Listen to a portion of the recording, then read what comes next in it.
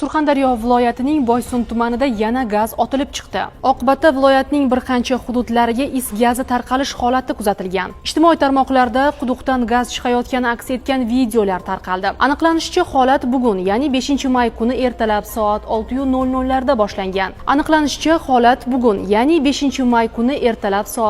boshlangan. Mahalliy aholi vakillarining Zamonuzga bergan ma'lumotlarga ko'ra, kondan haqiqatdan ham vodorod sulfid otilib chiqish holati sodir bo'lgan. Tarkibida vodorod sulfidi yuqori bo'lgan gazning tarqalishini oldini olish maqsadida gaz oqimi nazorat ostida yoqib yuborildi. Hodisa sodir bo'lgan hudud o'rab qo'yilgan va hozirgi vaqtda ushbu hudud O'zbekiston Respublikasi Favqulodda vaziyatlar vazirligi, Sanoat kon-texnazorat davlat inspeksiyasi hamda ochiq neft va gaz favvoralarining oldini olish va ularni bartaraf etish bo'yicha O'zbekiston harbiylashtirilgan qismi mutaxassislari tomonidan nazorat qilinmoqda. Ta'kidlanishicha, sodir bo'lgan hodisa qo'shni hududlar aholisiga xavf tug'dirmaydi.